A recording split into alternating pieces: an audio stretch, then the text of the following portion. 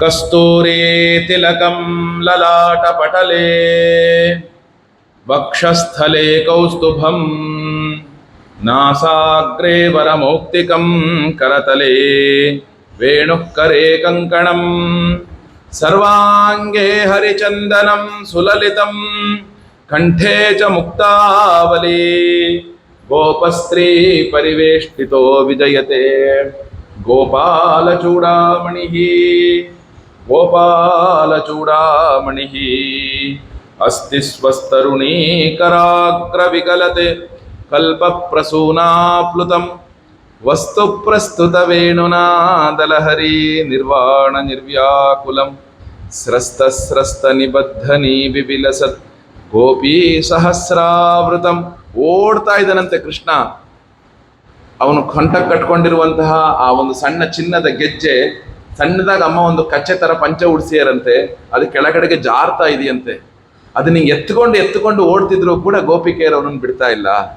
ಸ್ರಸ್ತ ನಿಬದ್ಧನ ಗೋಪೀ ಸಹಸ್ರಾವೃತಂ ಹಸ್ತನ್ಯಸ್ತನತಾಪವರ್ಗಮಖಿಲೋದಾರಂ ಕಿಶೋರಾಕೃತಿ ಜನ್ಮಾದ್ಯಸ್ಯ ಯತೋನ್ಮಯಾದಿತರತಃ ಚಾರ್ಥೇಷ್ವಭಿಜ್ಞಸ್ವರಾಟ್ ತೇನೇ ಬ್ರಹ್ಮಹೃದಾಯ ಆದಿಕವಯೇ ಮುಹ್ಯಂತಿ ಯತ್ಸೂರಯಃ ತೇಜೋ ವಾರಿಮೃತಾ ಯಥಾ ವಿನಿಮಯೋ ಯತ್ರ ತ್ರಿಸರ್ಗೋ ಮೃಷಾ ಧಾಮ್ನಾ ಸ್ವೇನ ಸದಾ ನಿರಸ್ತಕುಹಕಂ ಸತ್ಯಂ ಪರಂ ಧೀಮಹಿ ಯಂ ಪ್ರೌರಜಂತಮನುಪೇತಮಪೇತಕೃತ್ಯಂ ದ್ವೈಪಾಯನೋ ವಿರಹ ಕಾತರಾಜುಹಾವ ಪುತ್ರೇತಿ ತನ್ಮಯತಯಾ ತರವೋಭಿನೇದುಃ ತಂ ಸರ್ವಭೂತ ಹೃದಯಂ ಮುನಿಮಾನತೋಸ್ಮಿ ತಂ ಸರ್ವಭೂತ ಹೃದಯಂ ಮುನಿಂ ಆನತೋಸ್ಮಿ.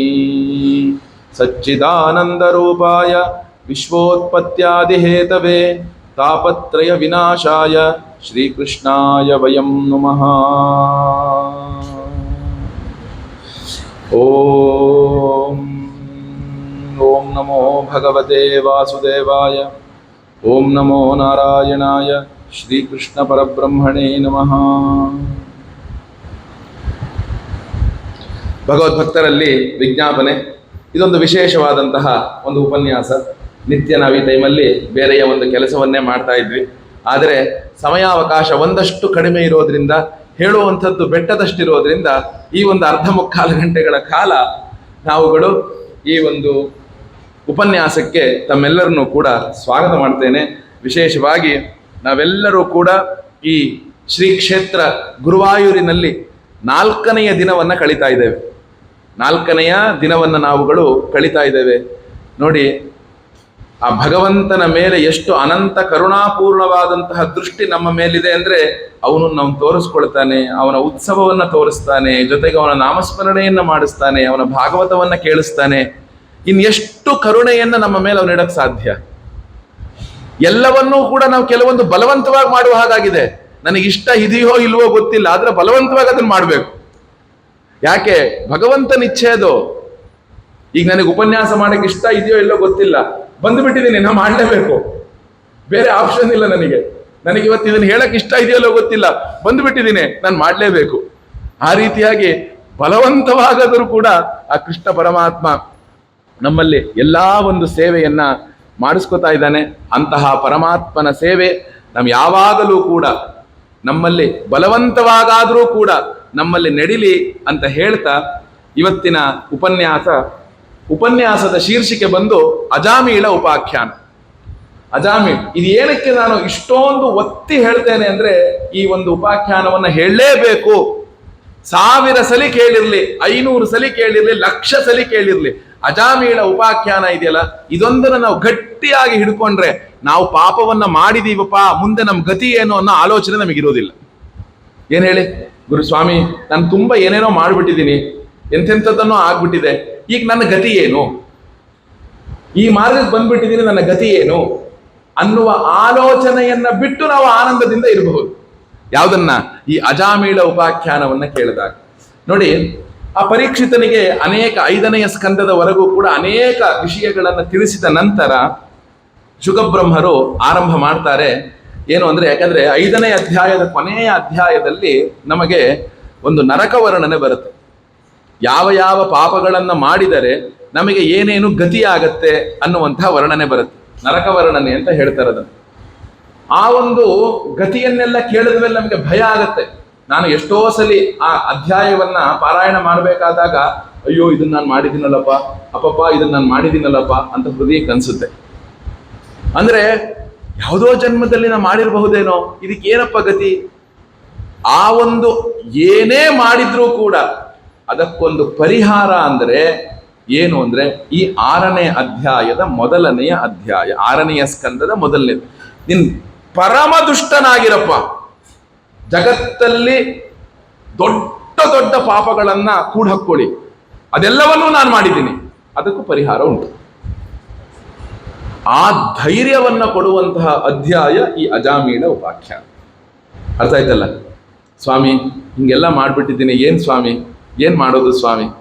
ಏನು ಮಾಡಬೇಕಾಗಿಲ್ಲ, ಈ ಅಧ್ಯಾಯದಲ್ಲಿ ಹೇಳ್ದಂಗೆ ಮಾಡಿದ್ರೆ ಸಾಕು, ನೀವೆಲ್ಲರೂ ಪರಮ ಪವಿತ್ರರಾಗ್ತೀರಾ. ಏನದು ವಿಧಾನ ಹೇಳ್ತಾರೆ ನೋಡಪ್ಪ. ಜಗತ್ತೊಳಗೆ ನಮ್ಮನ್ನ ನಾವು ಶುದ್ಧಿ ಮಾಡ್ಕೊಳ್ಳೋಕೆ ಅನೇಕ ಮಾರ್ಗಗಳಿದೆ.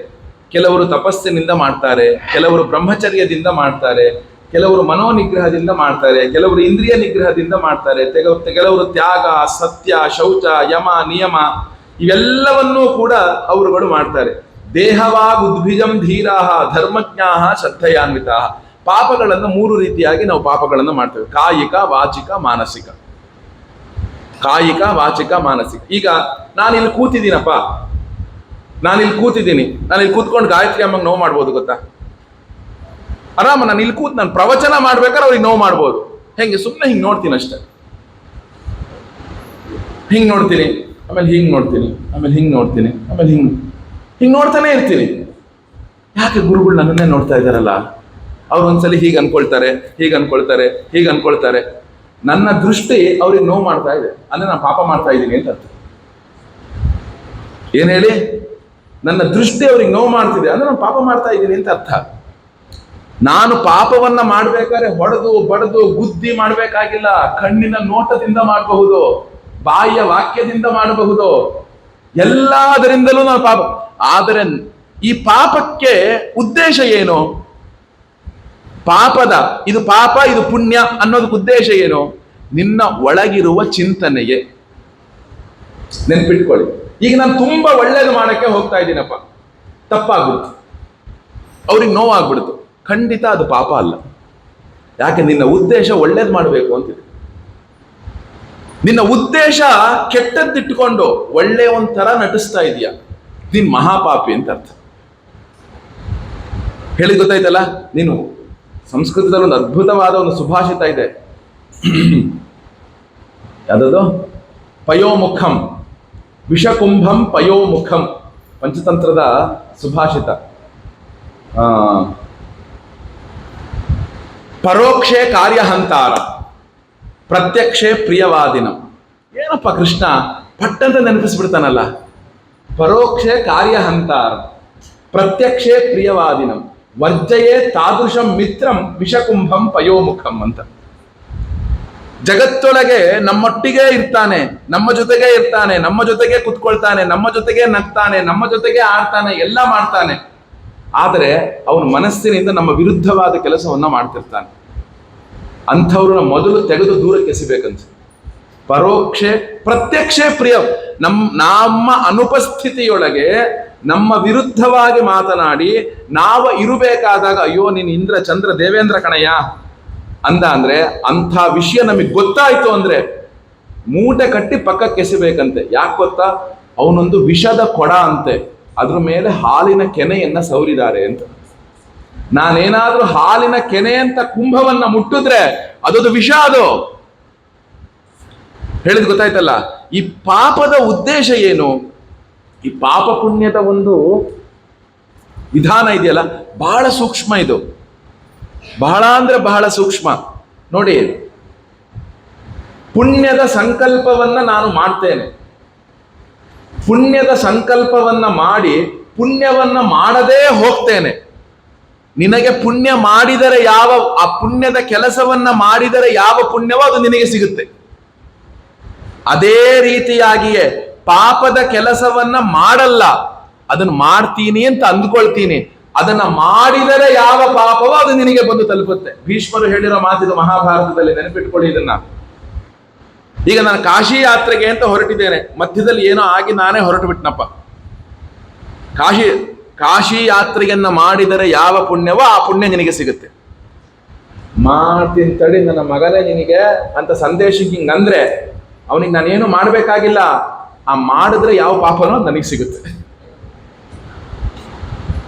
ಯಾಕೆ ನಮ್ಮ ಸಂಕಲ್ಪ ಯಾವಾಗಲೂ ಕೂಡ ಶುಭ ಸಂಕಲ್ಪ ಆಗಿರಬೇಕು? ಇದಕ್ಕೋಸ್ಕರ ನಮ್ಮ ಸಂಕಲ್ಪ ಇದೆಲ್ಲ ಯಾವಾಗಲೂ ಶುಭ ಸಂಕಲ್ಪ ಆಗಿರಬೇಕು, ಆನಂದವಾಗಿರಬೇಕು. ಹೃದಯದಲ್ಲಿ ದುಷ್ಟ ಆಲೋಚನೆ, ಕೆಟ್ಟ ಚಿಂತನೆ, ಇನ್ನೊಬ್ಬರ ಬಗ್ಗೆ 1000 ಮಾತಾಡ್ಕೊಳ್ಳಿ ನಮ್ಮ ಬಗ್ಗೆ, ನಾನು ಮಾತ್ರ ಯಾರ ಬಗ್ಗೆನೂ ಕೆಟ್ಟದ ಆಲೋಚನೆ ಮಾಡಲ್ಲಪ್ಪ, ಯಾರ ಬಗ್ಗೆನೂ ಯೋಚನೆ ಮಾಡೋದಿಲ್ಲ. ನೋಡಿ, ದೇಹ ವಾಗ್ ಉದ್ಭಿಜಂ ವೇರಂ. ಪಾಪ ಏನೋ ಒಂದು ಕಾಯಿಕ ಪಾಪ, ಒಂದು ವಾಚಿಕ ಪಾಪ, ಒಂದು ಮಾನಸಿಕ ಪಾಪ. ಅದೇ ರೀತಿ ಕಾಯಿಕ ಪುಣ್ಯ, ವಾಚಿಕ ಪುಣ್ಯ, ಮಾನಸಿಕ ಪುಣ್ಯ. ಪುಣ್ಯವೂ ಅಷ್ಟೇ. ನೀನು ಈಗ ಗುರುವಾಯೂರಪ್ಪ ಪ್ರದಕ್ಷಿಣೆ ಮಾಡ್ತೀರಾ, ಅದು ಕಾಯಿಕ ಪುಣ್ಯ. ಓಂ ನಮೋ ಭಗವತೆ ವಾಸುದೇವಾಯ ಹೇಳ್ತೀರಾ, ವಾಚಿಕ ಪುಣ್ಯ. ಮನಸ್ಸಲ್ಲಿ ಭಗವಂತನನ್ನ ಧ್ಯಾನ ಮಾಡ್ತೀರಾ, ಮಾನಸಿಕ ಪುಣ್ಯ. ಇದು ಹೆಂಗೆ ಅಂದ್ರೆ ಪುಣ್ಯ ಪ್ರಮಾಣ ಮತ್ತು ಪಾಪ ಪ್ರಮಾಣ. ಕಾಯಿಕ ಪುಣ್ಯಕ್ಕಿಂತಲೂ ವಾಚಿಕ ಪುಣ್ಯದ ಫಲ ಜಾಸ್ತಿ, ವಾಚಿಕ ಪುಣ್ಯಕ್ಕಿಂತಲೂ ಮಾನಸಿಕ ಪುಣ್ಯದ ಫಲ ಜಾಸ್ತಿ. ಪಾಪ ಹಾಗಲ್ಲ. ಮಾನಸಿಕ ಪಾಪಕ್ಕಿಂತಲೂ ವಾಚಿಕ ಪಾಪ ಫಲ ಕಡಿಮೆ, ಫಲ ಜಾಸ್ತಿ. ಅದೇ ಇದು ಉಲ್ಟಾ, ಇದು ಸೀದಾ. ಶಾರೀರಿಕದಿಂದ ಮಾಡಿದ ಪಾಪ ಅತಿ ಹೆಚ್ಚು ಫಲ. ಪುಣ್ಯಕ್ಕೆ ಯಾಕೆ, ಪಾಪಕ್ಕೆ ಯಾಕೆ?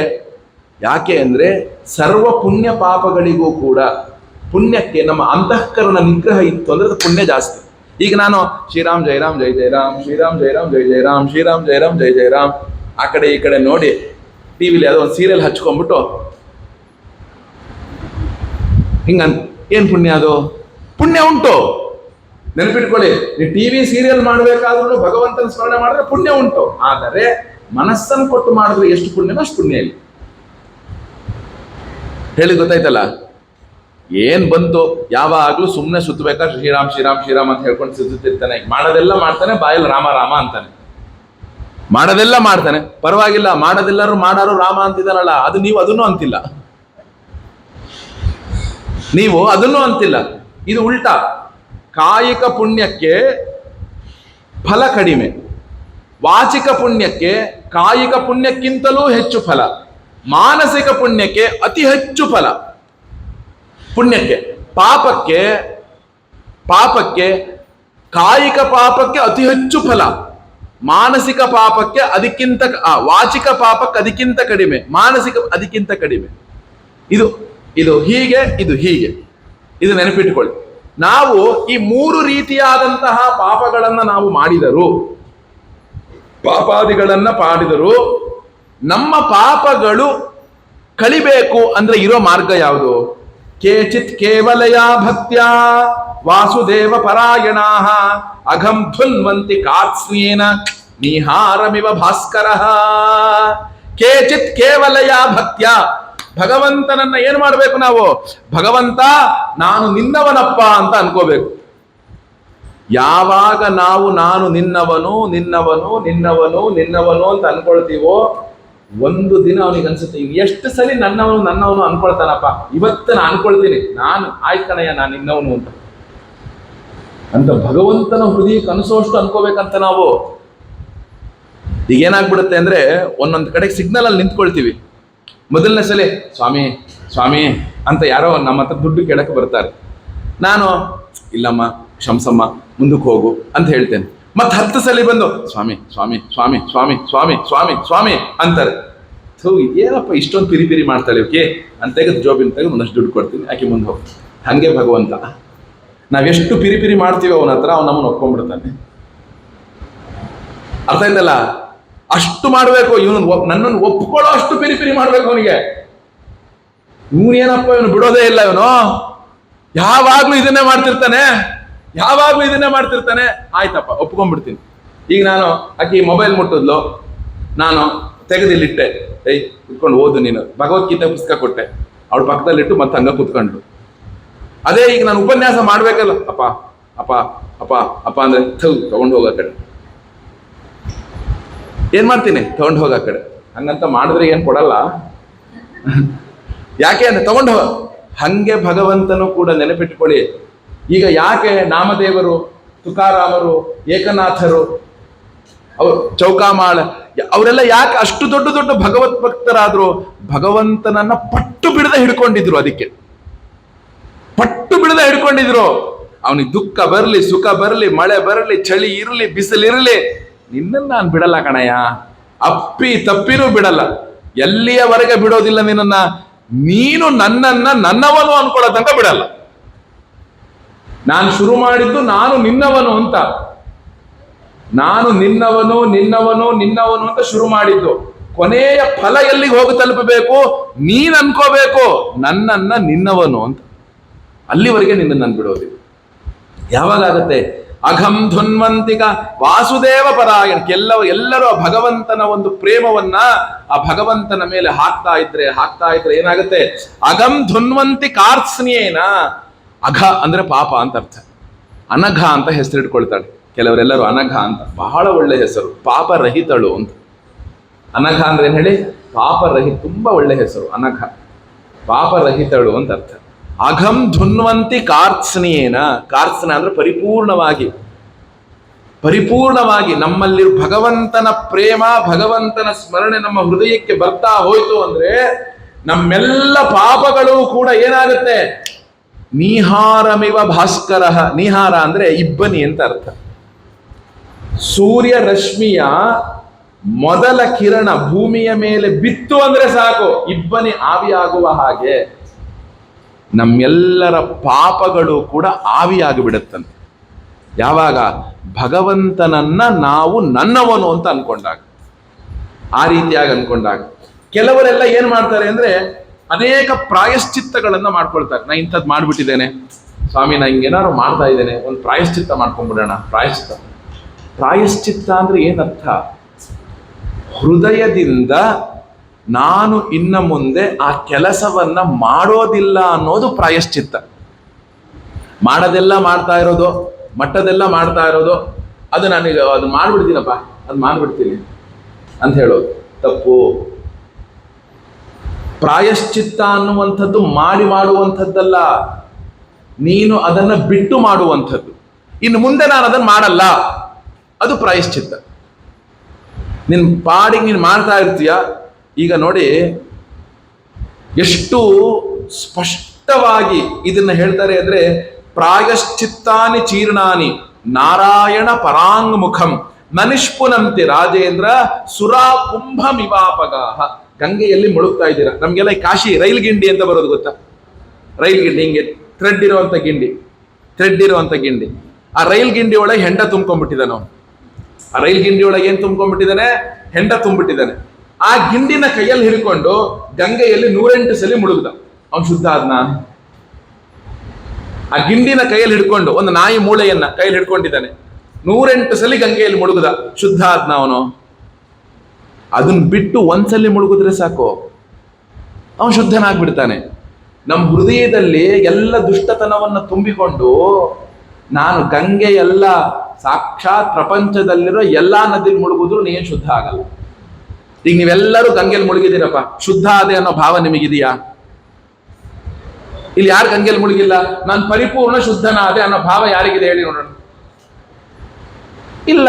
ಯಾಕೆ? ನಮ್ಮ ಹೃದಯದಲ್ಲಿ ಅಂಥ ಕಲ್ಮಶ ಇದೆ. ಅದಕ್ಕೆ ನಾನು ಮುಳುಗಿದ್ದೀನಿ, ನಾನು ಶುದ್ಧ ಆಗಿಲ್ಲ. ಈಗ ನೀವು ಅಂತ ಏನ್ ಹೇಳ್ಕೊಳ್ಳೋಣ, ನಾನೇ ಇದೊಂದು ಇದೆಯಪ್ಪ.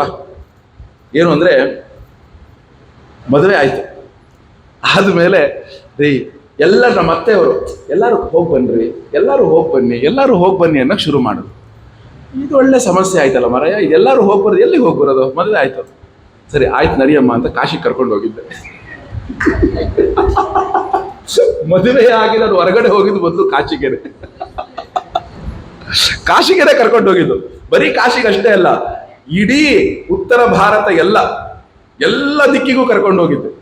ಕರ್ಕೊಂಡು ಹೋಗಿ, ಯಾಕೆ ಅಂದ್ರೆ ಮುಂದೆ ನನ್ನ ಕೈಯಲ್ಲಿ ಆಗುತ್ತೋ ಇಲ್ಲೋ ಗೊತ್ತಿಲ್ಲ, ಏನ ಈಗೆಲ್ಲ ನೋಡ್ಕೊಂಡ್ಬಿಡು, ಎಲ್ಲೂ ಹೋಗಿಲ್ಲ ಅನ್ಬೇಡ ಅಂತ, ಎಲ್ಲೂ ಕರ್ಕೊಂಡು ಹೋಗಲ್ಲ, ಎಲ್ಲೂ ಹೋಗಿಲ್ಲ ಅನ್ಬೇಡ, ನೋಡಿಬಿಡು. ಆಮೇಲೆ ಬಂದೆ, ಪ್ರಸಾದ ತಗೊಂಡೋಗಿ ಇಲ್ಲಿಗ ಕರ್ಕೊಂಡು ಹೋಗಿದ್ದು? ಹೌದು ಹೌದು. ಯಾಕೆ ಅಂದ್ರೆ ಈಗ ನೋಡಿ, ಎಲ್ಲ ಕಡೆಗೂ ಮುಳುಗಿದ್ದೀನಿ ನಾನು. ಒಂದ್ಸಲಿ 2 ಸಲ ಅಲ್ಲ, 10 ಸಲ ಮುಳುಗಿದ್ದೀನಿ. ಹರಿದ್ವಾರದಿಂದ ಹಿಡಿದು ಬದರಿಯಿಂದ ಹಿಡಿದು ಎಲ್ಲ ಕಡೆಗೂ ಮುಳುಗಿದ್ದೀನಪ್ಪ. ಹೀಗಿರ್ಬೇಕಾದಾಗ ನಾನು ಶುದ್ಧ ಆದೆ ಅನ್ನೋ ಭಾವ ಇದೆಯಾ? ಇಲ್ಲ. ಯಾಕಿಲ್ಲ? ನನ್ನ ಹೃದಯದೊಳಗೆ ಆ ಒಂದು ನಾನು, ನನ್ನದು, ಮೋಹ ಎಲ್ಲವನ್ನು ತುಂಬಿಕೊಂಡು 1000 ಸಲ ಮುಳುಗಿದ್ರೆ, ಹಾಗಂತ ಗಂಗೆಯಲ್ಲಿ ಮುಳುಗಿದ್ರೆ ಪುಣ್ಯ ಇಲ್ಲ ಅಂತ ಹೇಳಲ್ಲ, ಅನಂತ ಪುಣ್ಯ. ಎಲ್ಲಾ ನದಿ ಸ್ನಾನವೂ ಕೂಡ ಅನಂತ ಪುಣ್ಯ. ಆದರೆ ನೀನು ಶುದ್ಧ ಆದೆ ಎಂಬ ಭಾವ ನನಗೆಲ್ಲಿ ಬರೋದಿಲ್ಲ. ಅಲ್ಲಿಯವರೆಗೆ ನಾನು ಮಾಡ್ತಾನೆ ಇರ್ಬೇಕು. ಈಗ ನೀ ಎಲ್ಲಿವರೆಗೆ ತಿನ್ಬೇಕಪ್ಪ? ನಾನು ಸಾಕು ಒಂದು ನಿಲ್ಲಿಸ್ಬೇಕಾ? ಅಲ್ಲ, ನಿನಗೆ ಹೊಟ್ಟೆ ತುಂಬ ಆಗುವಷ್ಟು ನೀನು ಅದನ್ನ ತಿಂತಾ ಇರ್ಬೇಕು. ನೋಡಿ, ಆದ್ರಿಂದ ಏನು, ನಿಷ್ಪುನಂತೆ ಎಷ್ಟೇ ಪ್ರಾಯಶ್ಚಿತ್ತ ಮಾಡ್ಕೋ, ಏನೇ ಮಾಡ್ಕೋ, ಮತ್ತೊಂದು ಮಾಡ್ಕೋ, ಭಗವಂತನಿಂದ ವಿಮುಖನಾಗಿ ನೀನು ಮಾಡ್ಕೊಳ್ತೀನಿ ಅಂದ್ರೆ ನೀನು ಅದು ಪುನೀತನಾಗೋಲ್ಲ. ನೀನು ಅದಕ್ಕೆ ಪುನೀತನಾಗೋಲ್ಲ. ಅದಕ್ಕೊಂದು ಒಳ್ಳೆಯ ಉದಾಹರಣೆಯನ್ನ ಕೊಡ್ತೀನಿ ನೋಡಪ್ಪ. ಏನು ಅಂದ್ರೆ, ಕಾನ್ಯಾಕುಬ್ಜ ಅನ್ನುವಂತಹ ದೇಶ, ಅಲ್ಲಿ ಒಬ್ಬ ಅಜಾಮೀಳ ಅನ್ನುವಂಥ ಒಬ್ಬ ಬ್ರಾಹ್ಮಣ ಇದ್ದ. ಈ ಅಜಾಮೀಳ ಯಾರು ಗೊತ್ತೋ? ದೊಡ್ಡ ಋಷಿಪುತ್ರ, ಬಹಳ ವೇದಾಧ್ಯಯನ ಮಾಡಿದ್ದ, ಶಾಸ್ತ್ರಾಧ್ಯಯನ ಮಾಡಿದ್ದ, ಎಲ್ಲಾ ಅಧ್ಯಯನ ಮಾಡಿದಂಥವನಾದರೂ ಕೂಡ ಅವನ ನಿತ್ಯ ಕಾಯಕ ಏನಾಗಿತ್ತು? ತಂದೆಗೆ ಯಜ್ಞಕ್ಕೆ ಸಹಾಯ ಮಾಡುವುದಕ್ಕೆ ಕಾಡಿಗೆ ಹೋಗಿ ಸಮಿತ್ತು, ಕಟ್ಟಿಗೆ, ದರ್ಭೆ ಇತ್ಯಾದಿಗಳೆಲ್ಲವನ್ನು ತಗೊಂಡು ಬರೋದಾಗಿತ್ತು. ಅಂತಹ ಅಧ್ಯಯನ ಮಾಡಿದಂತಹ ಒಬ್ಬ ಬ್ರಾಹ್ಮಣನು ಒಂದು ಸಲಿ ಕಾಡಿಗೆ ಹೋದ. ಅಲ್ಲಿ ಒಬ್ಬ ಬೇಡರ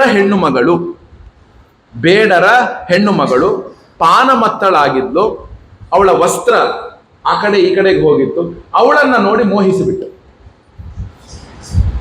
ಮೋಹಿಸಿಬಿಟ್ಟಿದ್ದಷ್ಟೇ ಅಲ್ಲ, ಮದುವೆ ಆಗ್ಬಿಟ್ಟ. ಯಾರೋ ಈ ಅಜಾಮೀಳ ಮದುವೆ ಆಗ್ಬಿಟ್ಟ. ಮದುವೆ ಆದ್ಮೇಲೆ ಏನಾಯ್ತು ಅಂದ್ರೆ, ಅವನಿಗೆ 10 ಜನ ಮಕ್ಕಳು ಹುಟ್ಟಿದ್ರು. ಕೊನೆ ಮಗನಿಗೆ ಆ ಅಜಾಮೀಳ ನಾರಾಯಣ ಅಂತ ಹೆಸರಿಟ್ಟ. ಏನಂತ ಹೆಸರಿಟ್ಟ? ನಾರಾಯಣ ಅಂತ ಹೆಸರಿಟ್ಟ. ಆ ಕೊನೆ ಮಗು ಹುಟ್ಟಿದ ಮೇಲೆ ಅವನ ಹೆಂಡತಿಗೆ ಅನಾರೋಗ್ಯ ಆಯಿತು. ಹೆಂಡತಿ ಮುಕ್ತಳಾಗ್ಬಿಟ್ಟು, ಈಗ ಆ ಅನಾರೋಗ್ಯದ ನಿಮಿತ್ತದಿಂದ ಹೋದಾದ್ಮೇಲೆ ಆ ನಾರಾಯಣನ ಜವಾಬ್ದಾರಿ ಪೂರ್ತಿ ಅಜಾಮೀಳನ ಮೇಲೆ ಬಿದ್ದು ಬಿಡ್ತು. ಪೂರ್ಣ ಎಲ್ಲಾ ಜವಾಬ್ದಾರಿ ಅಜಾಮೀಳನ ಮೇಲೆ ಬಿದ್ದು ಬಿಡ್ತು. ಅವನೆಲ್ಲ ಯಾವಾಗ್ಲೂ ಕೂಡ, ನಾರಾಯಣ ಬಾರೋ, ತಿನ್ನೋ ಒಂಚೂರು, ನಿದ್ದೆ ಬರ್ತಿದೆ, ನಾರಾಯಣ ಏನೋ ನೀನು ಈ ತರ ಮಾಡ್ಕೊಂಡ್ರೆ ಹೆಂಗೋ, ಈಗ ತಾನೇ ಸ್ನಾನ ಮಾಡ್ಸಿದ್ನಲ್ಲೋ ನಾರಾಯಣ, ಈಗ ತಾನೇ ಇಷ್ಟೆಲ್ಲ ಗಲೀಜ್ ಮಾಡ್ಕೊಂಡ್ರೆ ಹೆಂಗೋ, ನಾರಾಯಣ. ಯಾವಾಗ್ಲೂ ಕೂಗ್ತಿದ್ ಯಾರನ್ನವನ? ತನ್ನ ಮಗನನ್ನ ಕೂಗ್ತಾ ಇದ್ದ. ಈ ಕೂದಾಗ ಏನಾಯ್ತು ಅಂದ್ರೆ, ಕೂಗ್ದಾಗ ಆ ಒಂದು ಹುಡುಗನ ಒಂದು ಸ್ನೇಹ ಪಾಶದಲ್ಲಿ ಸಿಗಾಕೊಂಡ್ಬಿಟ್ಟ. ತಾಯಿ ಇಲ್ಲದ ಹುಡುಗ ಸಿಗಾಕೊಂಡ್ಬಿಟ್ಟ. ಆದರೆ ಭುಂಜಾನಃ ಪ್ರಪಿಬನ್ ಖಾದನ್ ಬಾಲಕ ಸ್ನೇಹ ಯಂತ್ರಿತಃ ಭೋಜಯನ್ ಪಾಯಯನ್ ಮೂಢೋ ನವೇದ ಆಗತ ಮಂತಕಂ. ಆ ಹುಡುಗನ ಸ್ನೇಹ ಪಾಶದಲ್ಲಿ ಬಿದ್ದಾಗ ಅವನು ತಿನ್ಬೇಕಾರೆ, ಕುಡಿಬೇಕಾರೆ ಅವನಿಗೂ ತಿನ್ನಿಸ್ತಾ, ಅವನಿಗೂ ಕುಡಿಸ್ತಾ, ಅವನ ಜೊತೆಗೆ ಮಲಗ್ತಾ, ಅವನ ಜೊತೆಗೆ ಆಟ ಆಡ್ತಾ. ಈ ಮೂಢನಿಗೆ ಗೊತ್ತೇ ಆಗ್ಲಿಲ್ಲ ನನ್ನ ತಲೆಯ ಮೇಲೆ ಮೃತ್ಯು ಅನ್ನೋದು ಬಂದು ಕೂತಿದೆ ಅಂತ. ಈ ಮೂಢನಿಗೆ ಗೊತ್ತೇ ಆಗ್ಲಿಲ್ಲ ಮೃತ್ಯು ಅನ್ನುವಂಥದ್ದು ಬಂದು ಕೂತಿದೆ ಅನ್ನೋದು ಗೊತ್ತೇ ಆಯ್ತು. ಆಗಲೂ ಏನು ಮಾಡ್ತಾನೆ ಅಂದ್ರೆ, ಆ ಮೂರ್ಖ ಅಷ್ಟು ವಯಸ್ಸಾಗಿದೆ, 88 ವರ್ಷಗಳು ಕಳಿತಂತವನಿಗೆ. ಯಾರಿಗೆ? ಅಜಾಮೀಳನಿಗೆ 88 ವರ್ಷ ಕಳಿತು. ಇನ್ನೂ ಕೂಡ ಅವನೇನು ಮಾಡ್ತಾನೆ? ನಾರಾಯಣ ಅನ್ನೋಕೆ ಶುರು ಮಾಡ್ತಾನೆ. ಇವನು ಏನು ಮಾಡ್ತಾ ಇದ್ದ? ಯಾವಾಗ ಆ ದಾಸಿ ಪುತ್ರನನ್ನ ಕಟ್ಟುಕೊಂಡೋ ಅವರನ್ನ ಪಾಲಿಸೋದಿಕ್ಕೆ ಕಳ್ಳತನ ಶುರು ಮಾಡ್ದ, ಬೇಟೆಯಾಡೋದಿಕ್ಕೆ ಶುರು ಮಾಡ್ದ, ಢಕಾಯಿತನ ಶುರು ಮಾಡ್ದ, ಕೊಲೆ ಮಾಡೋದಿಕ್ಕೆ ಶುರು ಮಾಡ್ದ. ಎಲ್ಲಾ ಸಮಸ್ತ ಪಾಪದ ರಾಶಿಯನ್ನ ತಾನು ಹೊತ್ತುಕೊಂಡ. ಯಾಕೆ? ಅವಳನ್ನ ಸಂತೋಷ ಪಡಿಸ್ಬೇಕು. ನಾನೇನಾದ್ರು ದೊಡ್ಡದು ಮನೆಗೆ ತಗೊಂಡು ಹೋಗ್ಬಿಟ್ರೆ ಆಕಿಗೆ ಓ ಅಂತ ಆಗತ್ತೆ. ನೀನ್ ಹೆಂಗ್ ತಗೊಂಬಂದೆ ಕೇಳೋದಿಲ್ಲ. ವಾಲ್ಮೀಕಿಗಳ ಜೀವನದಲ್ಲಿ ಆಯ್ತು ಅಂತ ಒಂದು ಕಥೆ ಇದೆ. ಹಾಗಾಯ್ತಾ ಇಲ್ವಾ ಅನ್ನೋದು ಮುಂದಿನ ಪ್ರಶ್ನೆ. ಆ ಕಥೆಯೇ ಒಂದು ಕಥೆಯ ಅವ್ರು ಹೀಗಿದ್ರು ಹಾಗಿದ್ರು ಅವೆಲ್ಲ ಆಗಿ ಅದು ವಿಷಯ ಬೇಡ. ಯಾಕಂದ್ರೆ ಕೆಲವೊಂದು ವಿಷಯಗಳನ್ನ ಮೌನದಲ್ಲೇ ಉತ್ತರ ಕೊಟ್ಬಿಡ್ಬೇಕು. ಕೆಲವೊಂದು ವಿಷಯವನ್ನು ಏನಾದರೂ ಗಟ್ಟಿ ಹೇಳಿದ್ರೆ ಸುಮ್ಮನೆ ಅದನ್ನೇ ನಂಬಿಕೊಂಡಿರುವಂಥವರಿಗೆ ದುಃಖ ಆಗ್ಬಿಡುತ್ತೆ. ಹಿಂಗೆ ಆಗ್ಬೇಕು ಅನ್ನುವಂಥದ್ದು ಇದೆಯಲ್ಲ, ನಮಗದು ಗೊತ್ತಿರುತ್ತೆ ಇದು ತಪ್ಪಪ್ಪ. ಈಗ ಶಂಕರಾಚಾರ್ಯರ ಬಗ್ಗೆ ನಾವು ಅವ್ರ ಬಗ್ಗೆ, ಶಂಕರರು ಕಾಲಟಿಯಲ್ಲಿ ಜನ್ಮ ತಾಳಿದ್ರು, ಆನಂದವಾಗಿ ಗ್ರಂಥಗಳನ್ನು ಬರೆದ್ರು, ಎಲ್ಲವೂ ಸರಿ. ಆದರೆ ಅವರ ಚರಿತ್ರೆ ತಪ್ಪು, ಅವರ ಚರಿತ್ರೆ ಶುದ್ಧ ಸುಳ್ಳು. ಇದನ್ನ ಎಲ್ಲ ಹೇಳ್ಬಿಟ್ವಿ ಅಂದ್ರೆ, ಅವ್ರ ಚರಿತ್ರೆಯ ವಿಷಯದಲ್ಲಿ ಹೇಳ್ಬಿಟ್ರೆ ಎಲ್ಲರಿಗೂ ದುಃಖ ಆಗ್ಬಿಡುತ್ತೆ. ಏನು ಗುರುಗಳು ಹಿಂಗೆ ಹೇಳ್ಬಿಟ್ರಲ್ಲ, ಈ ಥರ ಹೇಳ್ಬಿಟ್ರಲ್ಲ. ಓದಿ ನೋಡಿ ಅದನ್ನ ಒಂದ್ಸಲ ವಿಮರ್ಶೆ ಮಾಡಿ. ಹಂಗೆಲ್ಲ ಶಂಕರಾಚಾರ್ಯ ಇದ್ರ ಸಾಧ್ಯವೇ ಇಲ್ಲ. ಶಂಕರರ ಯೋಗ್ಯತೆಯನ್ನು ಸಾಕ್ಷಾತ್ ಶಂಕರ ಅವರು, ಶಿವನೇ ಅವರು. ಏನ್ ಹೇಳಿ, ಶಿವನೇ ಅವರು. ಅಂತಹ ಶಿವನ ಮೇಲೆ ನಾನು ತಪ್ಪು ಆಲೋಚನೆ ಮಾಡ್ತೀನಿ ಅಂದ್ರೆ ಅದು ಯಾರೋ ಒಬ್ಬರು ಒಂದು ಕಾವ್ಯ ಗ್ರಂಥ ತರ. ಈಗೆಲ್ಲ ಈ ಕವಿಗಳೆಲ್ಲ ಒಂದು ಕಾವ್ಯ ಗ್ರಂಥ ಬರೆದಿಲ್ಲ, ಹಂಗೆ ಶಂಕರ ಅನ್ನುವಂಥ ಒಬ್ಬ ಹೀರೋನ್ ಇಟ್ಕೊಂಡು ಕೆಲವೊಂದು ಕಾವ್ಯ ಗ್ರಂಥಗಳನ್ನು ಬರೆದಿದ್ದಾರೆ. ಅದಕ್ಕೆ ಹೆಸರು ಶಂಕರ ವಿಜಯಗಳು ಅಂತ. ನಿಜವಾಗ್ಲೂ ಅವ್ರ ಚರಿತ್ರೆ ಅಲ್ಲ ಅವೆಲ್ಲ. ಶಂಕರರ ಚರಿತ್ರೆ ಅಂದ್ರೆ ಅವರ ಗ್ರಂಥಗಳಷ್ಟೇ. ಶಂಕರರ ಚರಿತ್ರೆ ಅಂದ್ರೆ ಅವರ ಪ್ರಸ್ಥಾನತ್ರಯ ಭಾಷ್ಯಗಳು, ಅವರು ಬರೆದಿರುವ ಸ್ತೋತ್ರ ಸಾಹಿತ್ಯ, ಅವರು ಬರೆದಿರುವ ಪ್ರಕರಣ ಗ್ರಂಥಗಳು ಅಷ್ಟೇ.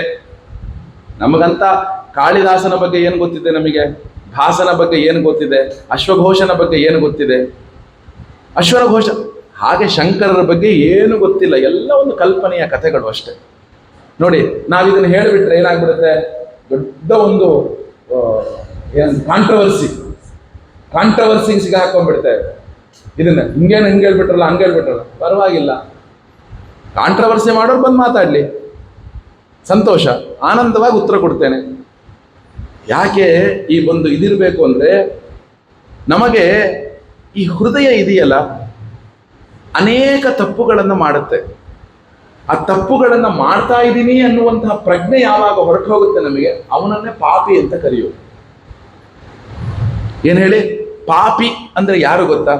ತಪ್ಪುಗಳನ್ನ ಮಾಡಿದರೂ ಅವನಿಗದು ತಪ್ಪು ಅನ್ನಿಸ್ಲಿಲ್ಲ ಅಂದ್ರೆ ಅವನು ಪಾಪಿ. ಅಯ್ಯಯ್ಯೋ ನಡೆದು ಹೋಗ್ಬಿಡ್ತಲ್ಲ, ನಾನು ಹಿಂಗೆ ಮಾಡ್ಬಿಟ್ಟಲ್ಲ ಅಂದ್ರೆ ಅವನು ಪಾಪಿ ಅಲ್ಲ. ಇದು ನನಗೆ ಗೊತ್ತಿದೆ, ಇದನ್ನು ಮಾಡಿದ್ರೆ ಇದು ತಪ್ಪು, ದಿಸ್ ಇಸ್ ರಾಂಗ್ ಅಂದ್ರೂ ನೀನು ಮಾಡ್ತೀಯಲ್ಲ, ಅವನು ಪಾಪಿ. ಇದನ್ನು ಗಾಡಿ ಓಡಿಸ್ತಿರ್ತೀನಿ, ಒಂದು ನಾಯೋ ಬೆಕ್ಕೋ ಅಡ್ಡ ಬಂದ್ಬಿಡ್ತಪ್ಪ, ನಾಯೋ ಬೆಕ್ಕೋ ಅಡ್ಡ ಬಂದ್ಬಿಡ್ತು, ಕುಯ್ ಕುಯ್ ಕುಯ್ ಕುಯ್ ಅನ್ಕೊಂಡು ಹೋಯ್ತು. ನಾನೇನು ಅದಕ್ಕೆ ಬೇಕಂತ ಏನು ಹೋಗಿ ಅದಕ್ಕೆ ಬಲಗಿರೋ ಜಾಗದಲ್ಲಿ ಹತ್ತಿಸ್ಲಿಲ್ಲ, ಬಂತು, ನೋವಾಯ್ತು, ನನ್ನ ಪ್ರಾರಬ್ಧ, ಅದ್ರ ಪಾಪವನ್ನು ಅನುಭವಿಸ್ಬೇಕು ಅಂತ ಅನುಭವಿಸ್ತೀನಿ. ನಾನು ಪಾಪಿ ಅಲ್ಲ.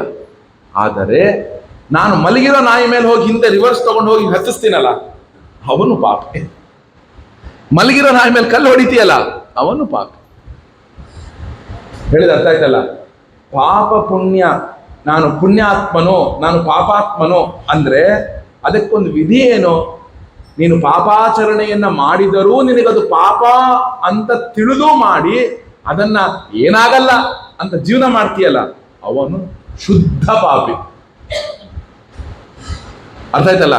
ಇನ್ನೊಬ್ರನ್ನ ಕಿತ್ಕೊಳ್ಳೋದು ತಪ್ಪು ಅಂತ ಗೊತ್ತಿದೆ, ಅದನ್ನ ನಾನು ಮಾಡೋದು ತಪ್ಪು ಅಂತ ಗೊತ್ತಿದೆ, ಅದನ್ನ ಸಮಜಾಯಿಸಿ ಕೊಡ್ತಾನಲ್ಲ, ಅವೆಲ್ಲ ಈ ಜಗತ್ತಲ್ಲೆಲ್ಲ ನಡೆದು ಬಿಡುತ್ತಪ್ಪ, ಏನ್ ತಪ್ಪಿಲ್ಲ ಇವೆಲ್ಲ ಮಾಡಿದ್ರೆ. ಅವನಂತೂ ಇನ್ನೂ ದೊಡ್ಡ ಪಾಪ. ಮಾಡಿಬಿಟ್ಟು ಅದನ್ನ ಸಮಜಾಯಿಸಿ ಕೊಟ್ಕೊಂಡು ತನಿಗೆ ತಾನು ಹೊಗಳ್ಕೊಳ್ತಾನಲ್ಲ, ಅವನು ಇನ್ನೂ ಮಹಾ ದೊಡ್ಡ ಪಾಪ. ಇದನ್ನ ನೆನಪಿಟ್ಕೊಳ್ಳಿ ನೀವು. ಯಾವ ತಪ್ಪು ಮಾಡಿದ್ರೆ ನಮಗೆ ಕೊರಗಿರ್ಬೇಕು, ಇದನ್ನ ಮಾಡ್ಬಿಟ್ನಲ್ಲ, ಅಯ್ಯಯ್ಯೋ ಎಂಥ ಕೆಟ್ಟ ಬುದ್ಧಿ ನಂದು, ಇದನ್ನ ಮಾಡಿಬಿಟ್ನಲ್ಲ, ಆ ಕೊರಗಿದ್ರೆ ಅವನು ಪಾಪಿ ಅಲ್ಲ. ಕೊರಗೇ ಇಲ್ಲದೆ ಜೀವನ ಮಾಡ್ತಾನಲ್ಲ, ಅವನು ಮಹಾಪಾಪಿ. ಕೊರಗಿರ್ಬೇಕು ನಮಗೆ. ಅಯ್ಯಯ್ಯೋ ಅನ್ಯಾಯವಾಗಿ ನಿಂಗೆ ನೋವು ಮಾಡ್ಬಿಟ್ನಲ್ಲ, ಹಿಂಗೆ ಅನ್ಬಾರ್ದಿತ್ತು, ನಾನು ಈ ಥರ ಮಾಡಬಾರ್ದಿತ್ತು.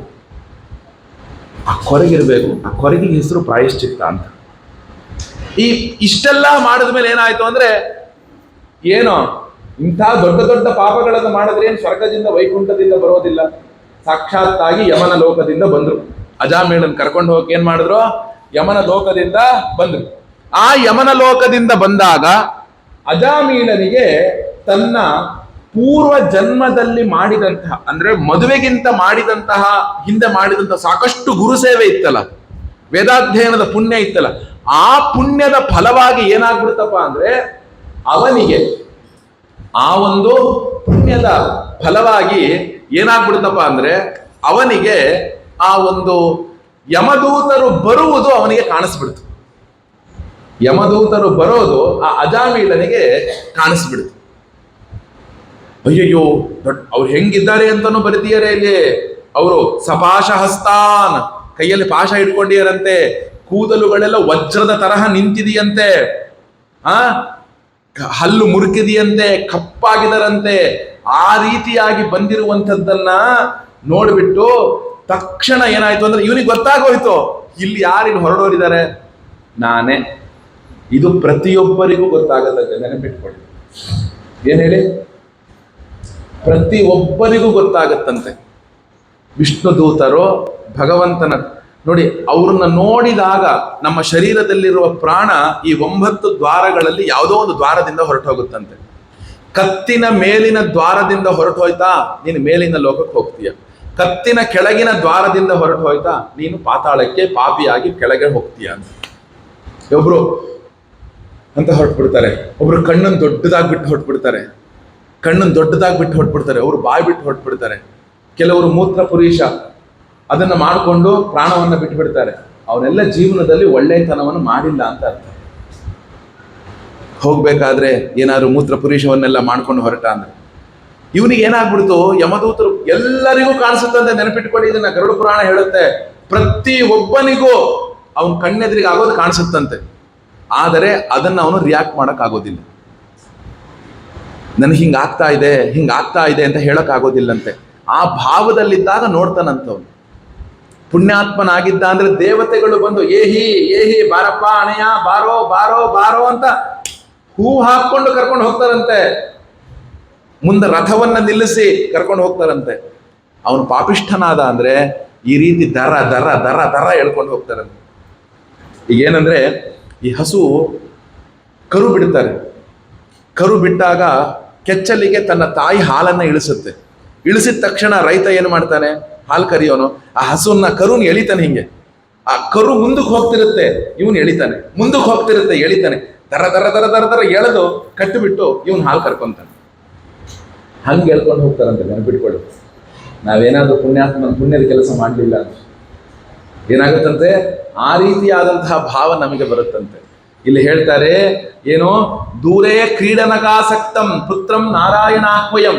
ದೂರದಲ್ಲಿ ಆಡ್ತಾ ಇದ್ದಂತಹ ಆ ಮಗುವನ್ನ ನೋಡ್ತಾನೆ. ಯಮದೂತರ ಹತ್ತಿರಕ್ಕೆ ಬಂದ್ರು, ನಾರಾಯಣ ಅಂದ್ಬಿಟ್ಟ ಅವನು. ನಾರಾಯಣ ಅಂದ್ಬಿಟ್ಟ.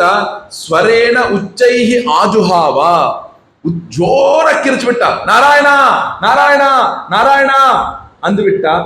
ಅಂದ ತಕ್ಷಣ ಏನಾಯ್ತು, ಆ ನಾರಾಯಣ ಅಂದಾಗ ಯಮದೂತರು ಅವನಿಗೆ ಪಾಶ ಹಾಕಿ ಎಳೆದು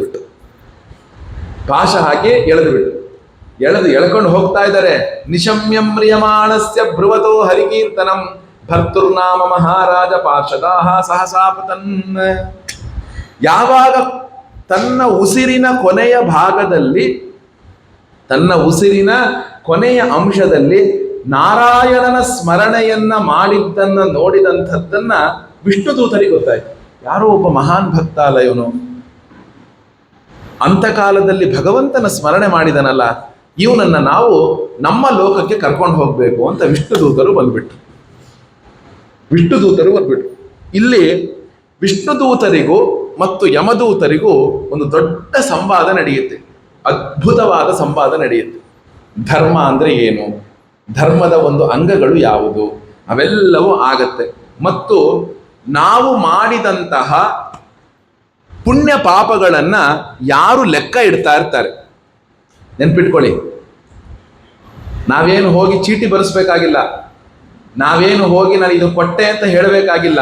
ನೀನು ಮಾಡಿದ್ರೆ ಸಾಕು, ನಿನ್ನ ಅಕೌಂಟಲ್ಲಿ ಬಂದು ಬೀಳುತ್ತದು. ಇದನ್ನ ಲೆಕ್ಕ ಇಟ್ಕೊಳಕ್ ಇಷ್ಟು ಜನ ಇರ್ತಾರಂತೆ. ಯಾರ್ಯಾರು? ಸೂರ್ಯ, ಅಗ್ನಿ, ಖಂ, ಮರುದ್ ಗಾವಹ, ಸೋಮಃ ಸಂಧ್ಯಾಹನಿ ದಿಶಃ ಕಂ ಕುಹು ಕಾಲಃ ಧರ್ಮ ಇತಿ ಹೇತೆ ದೇಹಸ್ಯ ಸಾಕ್ಷಿಣಃ. ಇಷ್ಟು ಜನ ನಮ್ಮನ್ನ ನೋಡ್ತಾ ಇರ್ತಾರಂತೆ. ಯಾರ್ಯಾರು? ಮೊದಲನೇದಾಗಿ ಸೂರ್ಯ ತನ್ನ ಅಕೌಂಟಲ್ಲಿ ಬರ್ಕೊಳ್ತಾನಂತೆ, ಈ ನನ್ನ ಬೆಳಕಿನೊಳಗೆ ಇವನು ಇಂತಹ ಪುಣ್ಯ ಕೆಲಸವನ್ನ ಮಾಡಿದ್ನಪ್ಪ. ನೆಕ್ಸ್ಟ್ ಅಗ್ನಿ, ನೆಕ್ಸ್ಟ್ ಆಕಾಶ, ವಾಯು, ಇಂದ್ರಿಯಗಳು, ಚಂದ್ರ, ಸಂಧ್ಯೆ, ಉಭಯ ಸಂಧ್ಯೆಗಳು, ರಾತ್ರಿ ಹಗಲು, ದಿಕ್ಕುಗಳು, ನೀರು, ಭೂಮಿ, ಕಾಲ, ಧರ್ಮ. ಒಬ್ಬ ಮಿಸ್ ಆದ್ರೆ ಇಷ್ಟು ಜನದ ಅಕೌಂಟಲ್ಲಿ ಇರುತ್ತೆ, ಮಿಸ್ ಆಗಕ್ ಸಾಧ್ಯನೇ ಇಲ್ಲ. ಹೇಳ್ದಾಯ್ತಲ್ಲ, ಸುಮ್ಮನೆ ಹಿಂಗ್ ತೆಗೆದು ಹುಂಡಿಗೆ ಹಾಕ್ದೆ ಅಂದ್ರೆ ಯಾರಿಗೂ ತೋರಿಸ್ದೆ, ಯಾರಿಗೂ ನೋಡ್ಲೇ ಇಲ್ವಲ್ಲ, ನಮ್ದೊಂದು ಹೆಸರು ಬರಲೇ ಇಲ್ವಲ್ಲ, ನಾನು ಹಾಕಿದ್ದು ಬರಬೇಕಾಗಿಲ್ಲ. ನಿನ್ನ ಅಕೌಂಟಲ್ಲಿ ಇಷ್ಟು ಜನ ಬರ್ಕೊಂಡಿರ್ತಾರೆ. ಕೊನೆಗೆ ಏನು, ನಿನ್ನ ಮನಸ್ಸೇ ನಿನ್ನನ್ನ ನೋಡ್ತಾ ಇರುತ್ತಂತೆ. ನೀನ್ ಯಾವ ಪುಣ್ಯವನ್ನ ಮಾಡ್ತೀಯ, ಯಾವ ಪಾಪವನ್ನ ಇದುವರೆ ಪುಣ್ಯ ಅಷ್ಟೇ ಅಲ್ಲ, ಪಾಪವನ್ನು ಇಷ್ಟೆಲ್ಲ ಕೌಂಟ್ ಮಾಡ್ತಿರ್ತಾರೆ. ನೆನ್ಪಿಟ್ಕೊಳ್ಳಿ, ನೀನ್ ಮಾಡೋ ಪುಣ್ಯ ಮಾತ್ರ ಬರ್ಕೋತಾರೆ ಅಲ್ಲ, ನೀನು ಮಾಡೋ ಪಾಪವನ್ನು ಬರ್ಕೊಳ್ತಾ ಇರ್ತಾರೋ. ನೀನು ಮಾಡುವಂತಹ ಎಲ್ಲಾ ಪಾಪಗಳನ್ನು ಕೂಡ ಅವ್ರು ಬರ್ಕೊಳ್ತಿರ್ತಾರೆ. ಆದ್ರಿಂದ ನೋಡಪ್ಪ, ನೀನು ಇಷ್ಟೆಲ್ಲ ನೀನು ಹೇಳ್ತಾ ಇದೆಯಲ್ಲಪ್ಪ, ಒಬ್ಬ ಮನುಷ್ಯನಾದವನು ನಹಿ ಕಶ್ಚಿತ್ ಕ್ಷಣಮಪಿ ಜಾತು ತಿಷ್ಠತ್ಯಕರ್ಮ ಕೃತ ಕಾರ್ಯತೆ ಹ್ಯವಶಃ ಕರ್ಮ ಗುಣೈಹಿ ಸ್ವಾಭಾವಿಕೈರ್ಬಲಾತ್. ಆ 3 ಪಾದ ಭಗವದ್ಗೀತೆಯಲ್ಲಿದೆ. ಕೊನೆಯ ಪಾದವನ್ನ ಭಾಗವತ ಚೇಂಜ್ ಮಾಡಿದೆ. ಗುಣೈಹಿ ಸ್ವಾಭಾವಿಕೈರ್ಬಲಾತ್. ಏನು, ಒಬ್ಬ ಮನುಷ್ಯನು ಸುಮ್ಮನೆ ಕುತ್ಕೊಳ್ಳೋದೇ ಇಲ್ಲ ಗೊತ್ತಾ, ಏನಾದ್ರೂ ಒಂದು ಯೋಚನೆ ಮಾಡ್ತಾನೆ ಇರ್ತಾನೆ. ಈಗ ಗಾಯತ್ರಿ ಮತ್ತು ನಮ್ಮ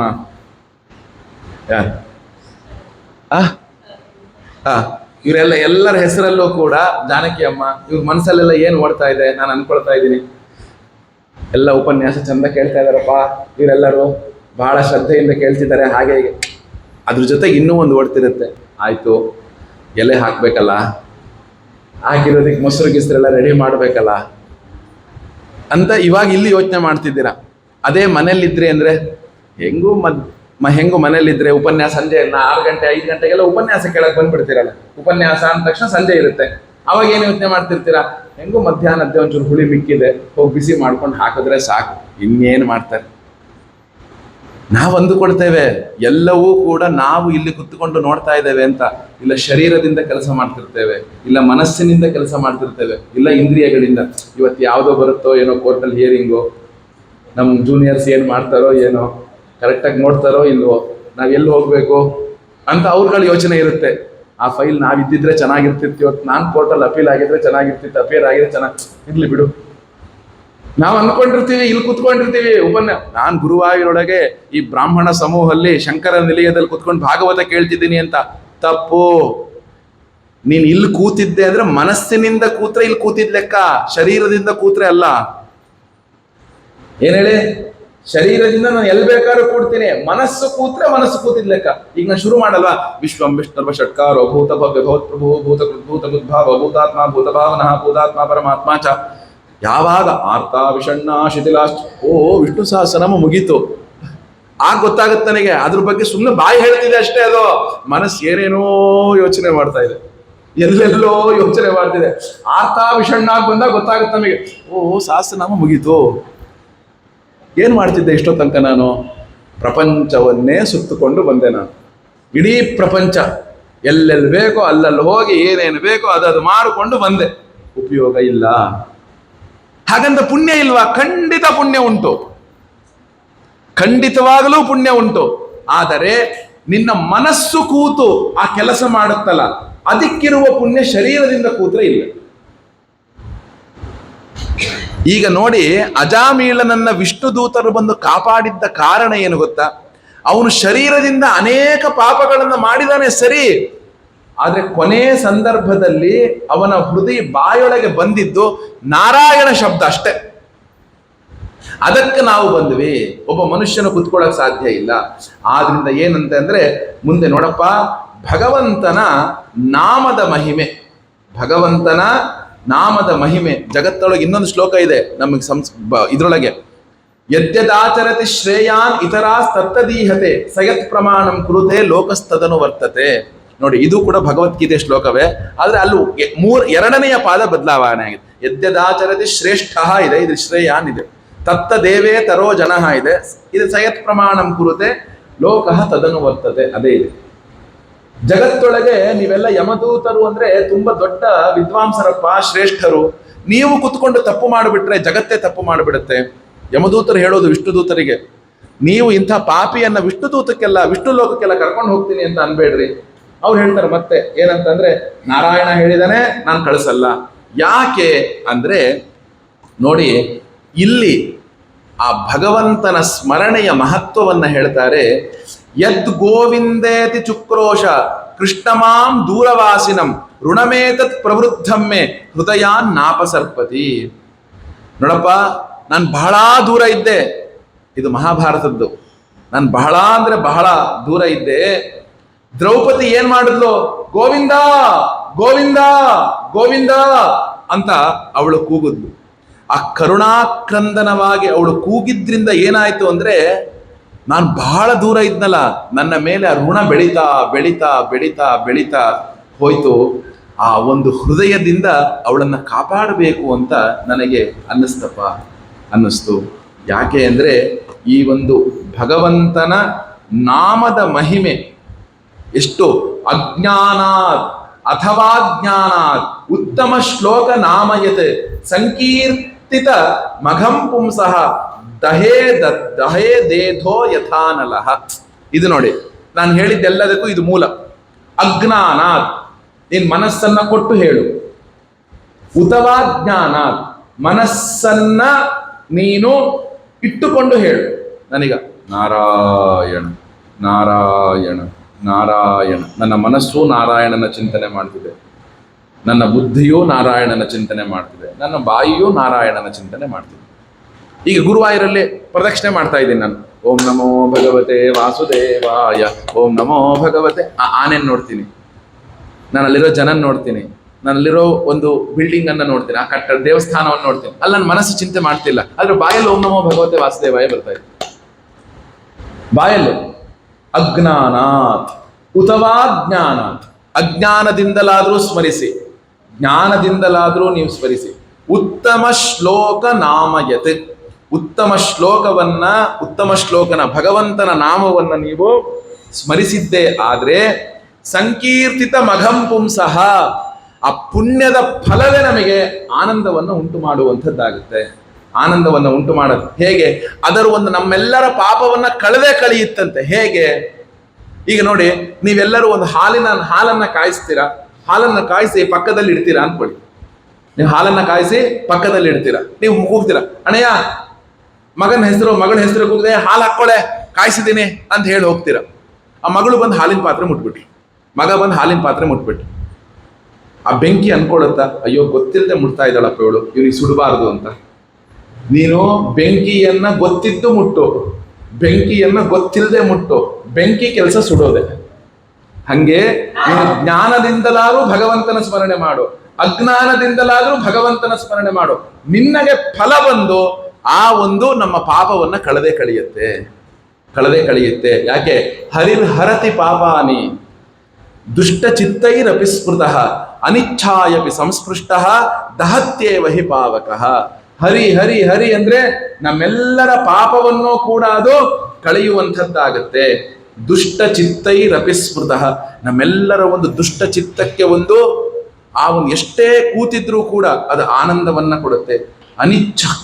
ಅನಿಚ್ಛಾಯಪಿ ಸಂಸ್ಪೃಷ್ಟಃ, ಗೊತ್ತಿಲ್ಲದೆ ಮುಟ್ಟಿದ್ರೂ ಕೂಡ ಅಗ್ನಿ ಸುಟ್ಟೇ ಸುಡುತ್ತೆ.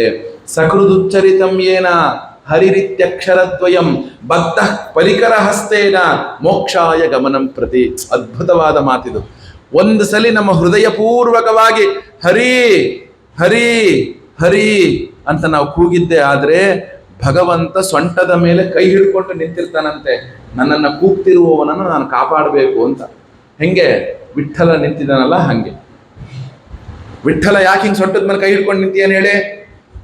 ಯಾರು ನನ್ನ ಕೂಗ್ತಾರೋ ತಕ್ಷಣ ಅವನ ಹತ್ರಕ್ಕೆ ಹೋಗ್ತೀನಿ ಅಂತ, ಅದಕ್ಕೆ ಅವನು ನಿಂತಿದ್ದಾನೆ ವಿಠ್ಠಲ. ಎಂಥದ್ದು ಇಲ್ಲಿ ಹೇಳಬೇಕಾದ್ರೇನೋ, ಬದ್ಧ ನ ಗಂಗಾ ನ ಗಯಾ ಸೇತು ನ ಕಾಶಿ ನ ಚ ಪುಷ್ಕರಂ ಜಿಹ್ವಾಗ್ರೆ ವರ್ತತೆ ಯಸ್ಯ ಹರಿರಿತ್ಯಕ್ಷರದ್ವಯಂ. ಗಂಗೆಗೆ ಹೋಗಿ ಮುಳುಗಬೇಡ್ರಿ, ಗಯಾಗ್ ಹೋಗಿ ನೀವೇನು ಶ್ರಾದ್ದಾದಿಗಳನ್ನ ಮಾಡಬೇಡಿ, ರಾಮೇಶ್ವರಂಗೆ ಹೋಗಬೇಡಿ, ಕಾಶಿಗೆ ಹೋಗಬೇಡಿ, ಪುಷ್ಕರಕ್ಕೆ ಹೋಗಬೇಡಿ. ಭಗವಂತನ ಹರಿ ಹರಿ ಹರಿ ಹರಿ ಹರಿ ಹರಿ ಹರಿ ಅನ್ಕೊಂಡು ಮನೆ ಕೂಡ ಕೂತ್ಕೊಳ್ಳಿ. ನಿಮ್ಮ ಮನೆಯೇ ಕಾಶಿ ಆಗತ್ತೆ, ನಿಮ್ಮ ಮನೆಯೇ ಗಂಗೆ ಆಗತ್ತೆ, ನಿಮ್ಮ ಮನೆಯೇ ಎಲ್ಲವೂ ಕೂಡ ಅದೇ ಆಗುವಂಥದ್ದಾಗತ್ತೆ. ಋಗ್ವೇದ, ಯಜುರ್ವೇದ, ಸಾಮವೇದ, ಏನು ವೇದಗಳನ್ನೂ ಓದಿಲ್ಲಲ್ಲ ಗುರುಗಳೇ, ನಾನು ಏನ್ ಮಾಡ್ಲಿ? ಓದ್ಬೇಕಾಗಿಲ್ಲಪ್ಪ. ನಿನ್ನ ಪ್ರಾರಬ್ಧಕ್ಕೆ ತಕ್ಕಂಗೆ ವೇದಾಧ್ಯಯನ ಮಾಡೋ ಯೋಗ ಬರ್ದಿಲ್ಲ. ಆದ್ರೆ ಅದರ ಫಲವನ್ನು ಪಡಿಬೇಕು ಅಂದ್ರೆ ಏನ್ ಮಾಡ್ಬೇಕು? ನೀನು ಭಗವಂತನ ಸ್ಮರಣೆ ಮಾಡು. ಓಂ ನಮೋ ಭಗವತೆ ವಾಸುದೇವಾಯ ಹೇಳು, ಓಂ ನಮೋ ನಾರಾಯಣಾಯ ಹೇಳು, ಎಲ್ಲವನ್ನೂ ಹೇಳು. ನಾನು ದೊಡ್ಡ ದೊಡ್ಡ ಯಜ್ಞ ಯಾಗಾದಿಗಳನ್ನು ಮಾಡಲಿಲ್ಲ, ಅಶ್ವಮೇಧ ಮಾಡಲಿಲ್ಲ, ಮತ್ತೊಂದು ಮಾಡಲಿಲ್ಲ, ಇನ್ನೊಂದು ಅವಶ್ಯಕತೆ ಇಲ್ಲ, ಮಾಡಿಲ್ಲ ಅಂದ್ರು ಭಗವಂತನ ಸ್ಮರಣೆ ಮಾಡು, ಎಲ್ಲ ಯಜ್ಞದ ಫಲಗಳು ನಿನಗೆ ಸಿಗುತ್ತೆ. ಎಲ್ಲವೂ ಕೂಡ ಯಾಕೆ ನೋಡಿ, ಪ್ರಾಣ ಪ್ರಯಾಣ ಪಾಥೇಯಂ ಸಂಸಾರ ವ್ಯಾಧಿ ಭೇಷಜಂ ದುಃಖ ಕ್ಲೇಶ ಪರಿತ್ರಾಣಂ ಹರಿರಿತಿ ಅಕ್ಷರದ್ವಯಂ. ಎಷ್ಟು ಚೆನ್ನಾಗಿ ನೋಡಿ. ನಾವೆಲ್ಲರೂ ಪಾಥೇಯ ಅಂದ್ರೆ ದಾರಿ ಬುತ್ತಿ ಅಂತ ಅರ್ಥ. ಪಾಥೇಯ ಅಂದ್ರೇನೋ ದಾರಿ ಬುತ್ತಿ. ಗುರುಡೆ, ಈಗ ಮಧ್ಯಾಹ್ನ ಹೊರಟ್ಬಿಡ್ತೀರಾ, ನೀವು ಹೋಗೋ ದಾರಿಲಿ ಏನು ತಿಂತೀರಾ? ಒಂಚೂರು ಏನಾದ್ರು ಕಟ್ಕೊಡ್ತೀನಿ ತೊಗೊಂಡೋಗಿ, ಒಂಚೂರೇ ಚೂರು ಅವಲಕ್ಕಿ ಹಾಕ್ಕೊಡ್ತೀನಿ, ಅದೆಲ್ಲೋ ತಿನ್ನಿ ಅಂತ ಹಾಕ್ಕೊಡ್ತಾರಲ್ಲ, ಒಂದು ಪಾಥೇಯ. ಹಾಗೆ ಈ ಶರೀರವನ್ನ ಬಿಟ್ಟು ಹೋಗಬೇಕಾದಾಗ ನಮ್ಮ ಜೊತೆಗಿರುವಂತಹ ಒಂದು ಪಾಥೇಯ, ದಾರಿ ಬುತ್ತಿ ಯಾವುದಪ್ಪ ಅಂದ್ರೆ ಭಗವಂತನ ನಾಮಸ್ಮರಣೆ. ಬೇರೇನ್ಯಾವುದು ಬರಲ್ಲ. ಯಾವ ಮನೆ ಬರಲ್ಲ, ಯಾವ ದುಡ್ಡು ಬರಲ್ಲ, ಯಾವ ಸ್ನೇಹಿತರು ಬರಲ್ಲ, ಯಾವ ಚಿನ್ನ ಬರಲ್ಲ, ಯಾವ ಹೆಂಡತಿ ಮಕ್ಕಳು ಬರಲ್ಲ. ನೀನ್ ಏನು ಮಾಡಿದ್ಯಪ್ಪ ಅಂತ ಇಲ್ಲಿಂದ ಹೊರಟ ಮೇಲೆ ಯಾರು ಕೇಳೋರಿಲ್ಲ, ನೀನ್ ಯಾರು ಅಂತ ಹೇಳೋರಿಲ್ಲ. ಅಲ್ಲಿ ಕೇಳೋದು, ನೀನ್ ಹುಟ್ಟಿಸಿದ್ನಲ್ಲಪ್ಪ, ನೀನ್ ಏನು ಮಾಡದೆ ಬಟ್ಟು ಮಡಚು ಅಂತ. ಏನ್ ಹೇಳಿ, ನೀ ಜಗತ್ತಿಗೆ ಬಿದ್ದಿಯಲ್ಲ, ನೀನ್ ಏನ್ ಮಾಡಿದೆ? ನಾನು ಇಂಥ ದೊಡ್ಡ ಕೆಲಸದಲ್ಲಿದ್ದೆ. ಅದು ಬಿಡೋ, ನಿನಗೆ ಜನ್ಮ ಕೊಟ್ಟಿದ್ ನಾನು, ನನಗೋಸ್ಕರ ಏನ್ ಮಾಡಿದೆ ಹೇಳು. ನನಗೋಸ್ಕರ. ನಮಗೆ ಪ್ರಾಣ ಪ್ರಯಾಣ ಪಾಥೇಯಂ. ಪಾಥೇಯ ಅಂದ್ರೇನಾ? ದಾರಿ ಬುತ್ತಿ ಅಂತ ಅರ್ಥ.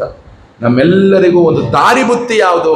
ಕೇವಲ ಭಗವಂತನೇ ನಾಮಸ್ಮರಣೆಯೇ ಆಗಿದೆ. ಇಷ್ಟೆಲ್ಲ ಒಂದು ಭಗವಂತನ ನಾಮಸ್ಮರಣೆಯ ವಿಭೂತಿಯನ್ನು ಹೇಳಿದ ಮೇಲೆ ಕೊನೆಗೆ ಹೇಳ್ತಾರೆ, ಇಲ್ಲಪ್ಪ ಕೊನೆಗೆ ಅಂತಕಾಲೇ ಮಾಮನು ಸ್ಮರತಶ್ಚಿತ್ತಂ, ಕೊನೆಯ ಸಂದರ್ಭದಲ್ಲಿ ನಾರಾಯಣ ಅಂತ ಹೇಳಿಬಿಟ್ಟಿದ್ದಾನೆ, ಇವನು ನಾವು ಕರ್ಕೊಂಡು ಹೋಗ್ಬೇಕು ಅಂತ ತೀರ್ಮಾನ ಮಾಡ್ಬಿಟ್ರು ವಿಷ್ಣುದೂತರು. ಯಮದೂತರು ಬಿಡ್ತಾ ಇಲ್ಲ. ಯಾಕೆ? ಇವನ್ ಪರಮ ಪಾಪಿಯಪ್ಪ, ನನಗೆ ಗೊತ್ತಿದೆ ಇವನ್ ಏನೇನು ಪಾಪ ಮಾಡಿದಾನೆ ಅಂತ. ಇವನ್ ಹೆಂಗ್ ಕರ್ಕೊಂಡು ಹೋಗ್ಬಿಡ್ತೀರ ನೀವು? ಇಬ್ಬರಲ್ಲೂ ಜಗಳ ಆಯ್ತು. ಇಬ್ರು ಒಂದು ತೀರ್ಮಾನಕ್ಕೆ ಬಂದ್ರು, ನೀನು ಕರ್ಕೊಂಡು ಹೋಗ್ಬೇಡ, ನಾನು ಕರ್ಕೊಂಡು ಹೋಗಲ್ಲ ಅಂತ. ಮತ್ತೆ ಆ ಶರೀರಕ್ಕೆ ಪ್ರಾಣ ಎಸ್ದು ಬಿಟ್ರು. ಸತ್ತಂತಹ ಪ್ರಾಣದ ಶರೀರಕ್ಕೆ ಮತ್ತೆ ಪ್ರಾಣವನ್ನ ಎಸೆದು ಬಿಟ್ರು. ಎಸೆದಾಗ ಏನಾಯ್ತು ಗೊತ್ತಾ? ಈ ಪಾಶದಲ್ಲಿದ್ದಂತಹ ಈ ಅಜಾಮೀಡ ಈ ವಿಷ್ಣು ಯಮದೂತರ ಸಂವಾದವನ್ನ ಕೇಳಿಸ್ಕೊತಾ ಇದ್ದ. ಆಗ ಅವನಿಗೆ ವಿವೇಕ ಉದಯ ಆಯಿತು. ಗೊತ್ತಿಲ್ಲದೆಯೇ ಭಗವಂತನ ಸ್ಮರಣೆಯನ್ನ ಮಾಡಿದ್ದು ನಾನು. ಅವ್ರು ಹೇಳ್ತಾರೆ ಯಮದೂತರು, ಯೋ ದೇವ್ರೇ, ನೀವು ಇಷ್ಟೋ ತನಕ ಒದ್ದಾಡ್ತಿರೋದು ನಾರಾಯಣ ಅಂತಲ್ಲ. ಅವನೇನ್ ನಿಮ್ಮ ನಾರಾಯಣನ್ ಕೂಗಿಲ್ಲ, ಆ ಮಗ ನಾರಾಯಣನ ಕೂಗಿದ್ದು ನೋಡಿ. ನೀವು ನಿಮ್ಮ ನಾರಾಯಣ ಅನ್ಕೊಂಡು ಬಂದ್ಬಿಟ್ರಾ? ಅಯ್ಯೋ ಖಂಡಿತ ಅಲ್ಲ, ಅವನನ್ ಕೂಗಿದ್ದು ಅಂತ ಹೇಳಿದ್ರು. ಅವನು ಯಾರನ್ನಾರು ಕೂಗಿರ್ಲಿ ಕಣಯ್ಯ, ನಾರಾಯಣ ಅಂದ್ರು ತಾನೆ.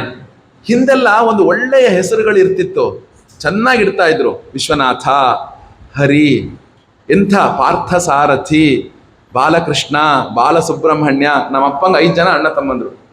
ಮೊದಲನೆಯವರು ಬಾಲಸುಬ್ರಹ್ಮಣ್ಯ, ಎರಡನೆಯವರು ಸತ್ಯನಾರಾಯಣ, ನಮ್ಮಪ್ಪ ಬಾಲಕೃಷ್ಣ, 4ನೆಯವರು ಮಂಜುನಾಥ, 5ನೇವನು ಲಕ್ಷ್ಮೀನಾರಾಯಣ.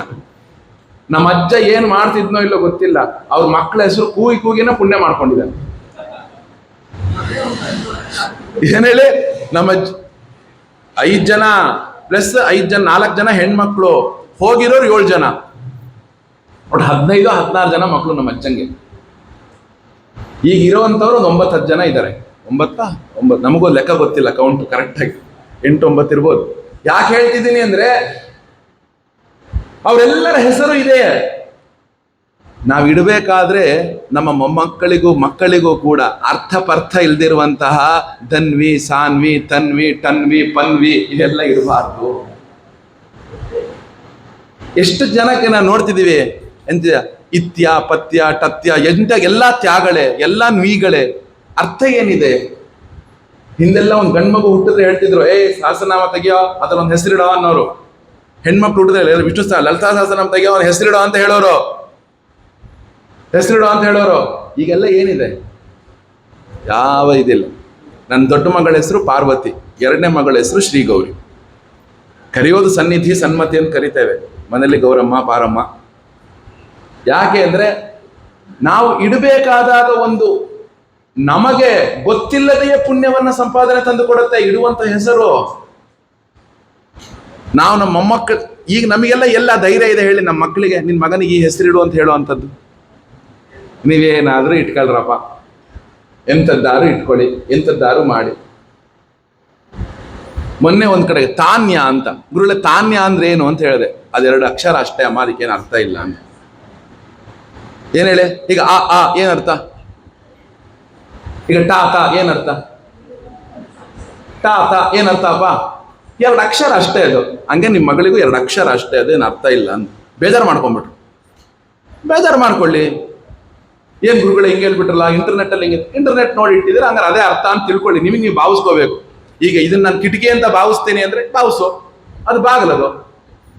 ಇಲ್ಲ ಇದು ನಾನು ಕಿಟಕಿ ಅಂತ ಭಾವಿಸ್ಬಿಡ್ತೀನಿ, ಇಂಟರ್ನೆಟ್ ಅಲ್ಲಿ ಇದು ಕಿಟಕಿ ಅಂತ ಕೊಟ್ಟಿದ್ದಾರೆ, ಇಟ್ಕೊಳ್ಳಪ್ಪ. ನಾನೇನ್ ನಿನ್ನ ಅಜ್ಞಾನಕ್ಕೆ ನಾನು ಪರಿಹಾರ ಮಾಡಕ್ಕಾಗತ್ತೇನ? ಜಗತ್ತೊಳಗೆ ಎಲ್ಲದಕ್ಕೂ ಔಷಧಿ ಉಂಟು, ದಡ್ಡತನಕ್ಕೆ ಔಷಧಿ ಇಲ್ಲ. ಏನ್ ಹೇಳಿ? ದಡ್ಡತನಕ್ಕೆ ಔಷಧಿ ಇಲ್ಲ. ಜಗತ್ತಲ್ಲಿ ನೋಡಿ ಎಂತೆಂಥ ಒಳ್ಳೊಳ್ಳೆಯ ನಮ್ ಈ ಒಂದು 30 ವರ್ಷದ ಹಿಂದಿಂದ ನಿಮ್ಮೆಲ್ಲರ ಹೆಸರುಗಳನ್ನ ನೀವು ನೋಡ್ಕೊಳ್ರಪ್ಪ. ಜಾನಕಿ, ಗಾಯತ್ರಿ, ಎಂಥ ಒಳ್ಳೆ ಹೆಸರುಗಳು. ಮೈಥಿಲಿ, ಇಲ್ಲಿ ಕೂತಿರೋರ ಹೆಸರುಗಳು. ಬೇರೆ ಯಾವ ಹೆಸರುಗಳು ಬೇಕಾಗಿಲ್ಲ ನಮಗೆ. ಯಾಕೆ? ನಿಮ್ಮಪ್ಪ ಅಮ್ಮಂದ್ರಿಗೆ ಆ ಪ್ರಜ್ಞೆ ಇತ್ತು, ನನ್ನ ಮಗಳಿಗೆ ಭಗವಂತನ ಹೆಸರಿಡಬೇಕು ಅಂತ. ನಿಮ್ಮ ಮಕ್ಕಳಿಗೆ ನೀವು ಅದನ್ನು ಕಲಿಸ್ಲಿಲ್ಲ, ಅದು ನಿಮ್ಮ ತಪ್ಪು. ಏನ್ ಹೇಳಿ? ನಿಮ್ಮಪ್ಪ ಅಮ್ಮಂದ್ರಿಗೆ ಅವರಪ್ಪ ಅಮ್ಮಂದ್ರು ಭಗವಂತನ ಬಗ್ಗೆ ವಿಷಯವನ್ನ ಹೇಳ್ಕೊಟ್ಟಿದ್ರು, ಆ ಮಾರ್ಗದಲ್ಲಿದ್ರು. ಆದರೆ ದೊಡ್ಡ ತಪ್ಪು ಮಾಡಿದ್ದೇನು ಗೊತ್ತಾ? ನಿಮ್ಮ ಮಕ್ಕಳಿಗೆ ನೀವು ಅದನ್ನು ಕಲಿಸ್ಲಿಲ್ಲ, ಅದು ದೊಡ್ಡ ತಪ್ಪು. ನೀವೇ ನಿಮ್ಮ ಮಕ್ಕಳಿಗೆ ಕಲಿಸ್ಲಿಲ್ಲ ಅಂದ್ರೆ ಅವ್ರ ಮಕ್ಕಳಿಗೆ ಏನ್ ಕಲಿಸ್ತಾರೆ? ಎಲ್ಲ ಧರ್ಮ, ಆಶ್ರಮ ವ್ಯವಸ್ಥೆ ಹಾಳಾಗೋಗುತ್ತೆ. ಹಾಳಾಗಿದೆ, ಇನ್ನೂ ಹಾಳಾಗೋಗುತ್ತೆ. ಈಗ ನಾನೇ ಇತ್ತೀಚಿನ ಒಂದು ವಿವಾಹವನ್ನ ಮಾಡುವುದರೊಳಗೆ 30-40 ಭಾಗಗಳು ಆ ಧರ್ಮಾಶ್ರಮಕ್ಕೆ ಸೇರದೇ ಇರೋರ್ನೇ ವಿವಾಹ ಮಾಡಿಸ್ತಾ ಇರೋದು. ಏನ್ ಪರಿಹಾರ ಗುರುಗಳೇ? ಎಲ್ಲರೂ ಗೃಹಸ್ಥರೇ, ಎಲ್ಲರೂ ಅತ್ಯಂತ ಪ್ರೀತಿ ಪಾತ್ರರೇ. ಗುರುಗಳೇ ದಯವಿಟ್ಟು ಬಂದೊಂದು ಆಶೀರ್ವಾದ ಮಾಡ್ಬಿಡಿ. ಹೆಂಗ್ ಹೇಳಲಿ ಅವ್ರಿಗೆ, ನೀನ್ ಮಾಡ್ತಿರೋ ತಪ್ಪು ಕಣಯ್ಯ, ಅಧರ್ಮ ಕಣಯ್ಯ, ಬಹಳ ದೊಡ್ಡ ಕಷ್ಟ ಕಣಯ್ಯ, ಹಿಂಗೆಲ್ಲ ಆಗಬಾರ್ದು. ಹೆಂಗ್ ಹೇಳಲಿ? ಏನ್ ಮಾಡ್ಲಿ ಗುರುಗಳೇ? ಒಬ್ಳೇ ಮಗ, ಒಬ್ಳೇ ಮಗಳು, ಏನ್ ಮಾಡ್ಲಿ? ಹಿಂಗಾಗ್ಬಿಟ್ಟಿದೆ. ಏನ್ ಹೇಳ್ತೀರಾ? ಎಂಥದ್ದು ಹೇಳ್ತೀರಾ? ಎಷ್ಟೋ ಸಂದರ್ಭದಲ್ಲಿ ಆಗೋದಿಲ್ಲಪ್ಪ, ಬೇರೆಯವರು ನೋಡ್ಕೊಳ್ಳಿ, ಪರವಾಗಿಲ್ಲ ಹೇಳ್ಬಿಟ್ಟಿದ್ದೇನೆ ಡೈರೆಕ್ಟ್ ಆಗಿ. ನೀವೇನೋ ನಂಗೆ ಸಂಭಾವನೆ ಕೊಡ್ಬೋದು, ಆ ಪಾಪದ ಫಲವನ್ನು ನಾನು ಎಲ್ಲಿ ನಾನು ಆ ಪಾಪದ ಫಲ ಎಲ್ಲಿ ತಿನ್ಲಿ? ನಾನು ನೀವು ಸಂಭಾವನೆ ಕೊಟ್ಟು ನಿಮ್ಮನ್ನು ನೀವು ಅನ್ಕೊಂಡ್ಬಿಡ್ತೀರಿ, ನಾನೆಲ್ಲಿ ತಿನ್ಲಿ ಅದನ್ನ? ಅವಶ್ಯಕತೆ ಇಲ್ಲ ನನಗೆ. ಕೆಲವೊಂದು ಕಡೆಗೆ ಆಗಲ್ಲ ಅಂತ ಹೇಳೋಕ್ಕೂ ಮುಜುಗರ ಬರುವಂತಹ ಮನೆ ಬಂದ್ಬಿಡುತ್ತೆ. ಏನ್ ಮಾಡೋದು? ಆಯ್ತಪ್ಪ, ಯಾರೋ ಒಬ್ಬರನ್ನ ಕರ್ಕೊಂಡು ಹೋಗೋದು, ಮಾಡಿಸ್ರಪ್ಪ ಅಂತ ಹೇಳೋದು, ಮೂಲೆಯಲ್ಲಿ ಕುತ್ಕೊಳ್ಳೋದು, ಎಷ್ಟೆಲ್ಲ ಸಾಹಸಗಳು ಮಾಡಬೇಕು. ನನಗೆ ಕೊಟ್ಟಿದ್ದೆಲ್ಲವನ್ನು ಅವನಿಗೆ ಕೊಟ್ಟು, ಅಪ್ಪ ನನಗೂ ಇದಕ್ಕೂ ಸಂಬಂಧ ಇಲ್ಲ ಅಂತ ಕೃಷ್ಣನ ಎದುರು ಹೇಳ್ಕೊಂಡು, ನಮ್ಮ ಪ್ರಾರಬ್ಧಗಳು ಎಷ್ಟು ದೊಡ್ಡದಿದೆ, ಇರೋದನ್ನೇ ಅನುಭವಿಸಕ್ ಬರೋಕ್ಕಾಗ್ತಿಲ್ಲ, ಅದನ್ನ ಇನ್ನೊಂದು ಹೊತ್ಕೊಳ್ಳೋದೆಲ್ಲ ಹೊತ್ಕೊಳ್ಳಿ. ನಾನು ಯಾಕೆ ಹೇಳ್ತಿದ್ದೀನಿ ಅಂದ್ರೆ, ನಮ್ಮಲ್ಲಿ ಆ ಧರ್ಮ ಪ್ರಜ್ಞೆ ಕಡಿಮೆ ಆಯ್ತು ಅಂದ್ರೆ ಜಗತ್ತೇನೂ ಮಾಡಕ್ ಸಾಧ್ಯ ಇಲ್ಲ. ನಾರಾಯಣ ಹೇಗಿದೆ ಹೆಸರು, ವಾಸುದೇವ ಎಂಥ ಒಳ್ಳೆ ಹೆಸರು. ಯಾಕೆ ಅಂದ್ರೆ ನೋಡಿ, ಇಲ್ಲಿ ಹೇಳಬೇಕಾದಾಗ ನಾವುಗಳು ಕ್ವಚಾಹಂ, ನಾನು ಯಾರಪ್ಪ, ನಾನು ಯಾವ ರೀತಿಯಾಗಿದಾಯ್ತು ನಾನು. ಆಗೇನ್ ಮಾಡ್ತಾರೆ, ಆ ಮತ್ತೆ ಶರೀರಕ್ಕೆ ಪ್ರಾಣ ಎಸ್ದು ಬಿಡ್ತಾನೆ. ಎಸೆದಾಗ ಏನು ಮಾಡ್ತಾನೆ? ಅವನು ಮತ್ತೆ ಬದುಕ್ತಾನೆ. ನೋಡಿ ಅಜಾಮೀಳನ ವಿವೇಕ, ಪ್ರಾಣ ಯಾವಾಗ ಶರೀರಕ್ಕೆ ಬಿತ್ತು ಹಿಂತಿರುಗಿ ನೋಡ್ಲಿಲ್ವಂತೆ, ನೇರವಾಗಿ ಹರಿದ್ವಾರಕ್ಕೆ ಹೋದ್ನಂತೆ. ನೇರವಾಗಿ ಹರಿದ್ವಾರಕ್ಕೆ ಹೋದ. ಗಂಗಾದ್ವಾರ ಮುಪಾಯೇಯ, ಗಂಗಾದ್ವಾರದಲ್ಲಿ ಕುಳಿತುಕೊಂಡು ಇರುವ ಶರೀರ ಬಿಡುವವರೆಗೂ ಕೂಡ ಭಗವಂತನ ಸ್ಮರಣೆ ಬಿಟ್ಟು ಬೇರೆದನ್ನು ಮಾಡ್ಲಿಲ್ವಂತೆ. ಮತ್ತೆ ಆ ಶರೀರಕ್ಕೆ ಪ್ರಾಣ ಹೋಗುವಂತಹ ಪ್ರಾರಬ್ಧ ಮತ್ತೆ ಬಂತಂತೆ. ಆಗ ಅವನು ಕಣ್ಣು ಬಿಟ್ಟುಕೊಂಡು ಕೂತಿದ್ದಂತೆ. ವಿಷ್ಣು ಲೋಕದಿಂದ ವಿಮಾನ ಬಂದು ಅಜಾಮೀಳನನ್ನ ಹತ್ತಿಸಿಕೊಂಡು ಕರ್ಕೊಂಡು ಹೋಯ್ತಂತೆ. ಏನ್ ಹೇಳಿ, ವಿಷ್ಣು ಲೋಕದಿಂದ ವಿಮಾನ ಗುರುಳೆ ಇಷ್ಟೆಲ್ಲ ಮಾಡಿದ್ನಲ್ಲ, ಭಸ್ಮವಾಗಿ ಹೋಯ್ತು. ಅರ್ಥ ಆಯ್ತಲ್ಲ? ಬೆಂಕಿಗೆ ನೀವು ಒಳ್ಳೇದ್ ಹಾಕಿ ಕೆಟ್ಟದ್ ಹಾಕಿ ನಿಮಗೆ ಕೊಡೋದು ಶುದ್ಧನೇ. ನೀವೊಂದಿಷ್ಟು ಸೆಗಣಿ ಹಾಕಿ ಬೂದಿ ಆದ್ಮೇಲೆ ಅದು ವಿಭೂತಿ ಆಗುತ್ತೆ. ಗಂಧದ ಕಟ್ಟಿಗೆ ಹಾಕಿ ವಾಸನೆ ಇಲ್ಲದೆ ಇರೋ ವಿಭೂತಿ ಆಗುತ್ತೆ.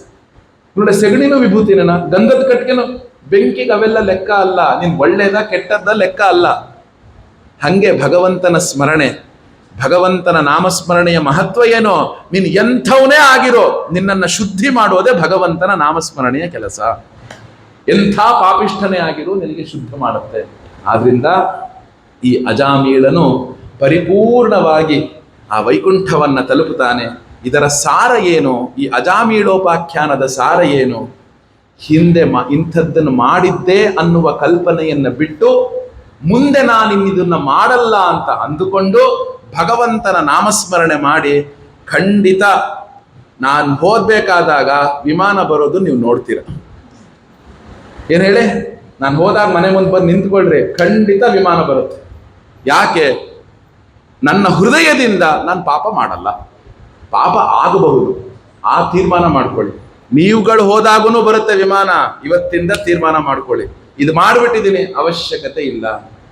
ಭಗವಂತನ ಇಚ್ಛೆಯಿಂದ ಇಂಥ ಗುರುವಾಯೂರಿನ ಕ್ಷೇತ್ರದಲ್ಲಿ ಅವನ ನಾಮದ ಮಹತ್ವವನ್ನ ಈ ಅಜಾಮೀಳನ ಮುಖಾಂತರ ಈ ಒಂದು ಉಪನ್ಯಾಸದಲ್ಲಿ ತಿಳಿಸಿದ್ದಾಯ್ತು. ಇನ್ನ ಒಂದು 15 ನಿಮಿಷ ಕುತ್ಕೊಂಡ್ಬಿಡಿ, ಪರವಾಗಿಲ್ಲ. ಸಹಸ್ರನಾಮ ಗೀತೆಯನ್ನು ಹೇಳಿಯೇ ಉಪಹಾರ ಮಾಡೋಣ ಅಂತ ಹೇಳ್ತಾ ಇವತ್ತಿನ ಉಪನ್ಯಾಸವನ್ನು ಮಂಗಳ ಮಾಡ್ತೇನೆ. ಕೃಷ್ಣಾರ್ಪಣ ಕೃಷ್ಣಾರ್ಪಣ ಕೃಷ್ಣಾರ್ಪಣ. ಓಂ ಶುಕ್ಲಾಂಬರಧರಂ ವಿಷ್ಣುಂ ಶಶಿವರ್ಣಂ ಚತುರ್ಭುಜಂ ಪ್ರಸನ್ನವದನಂ ವಾಗೀಶಾದ್ಯ ನಾರಾಯಣಂ ನಮಸ್ಕೃತ್ಯ ನರಂ ಚೈವ ನರೋತ್ತಮಂ ದೇವೀಂ ಸರಸ್ವತೀಂ ವ್ಯಾಸಂ ತತೋ ಜಯಮುದೀರಯೇತ್. ಓಂ ವಿಶ್ವಸ್ಮೈ ನಮಃ.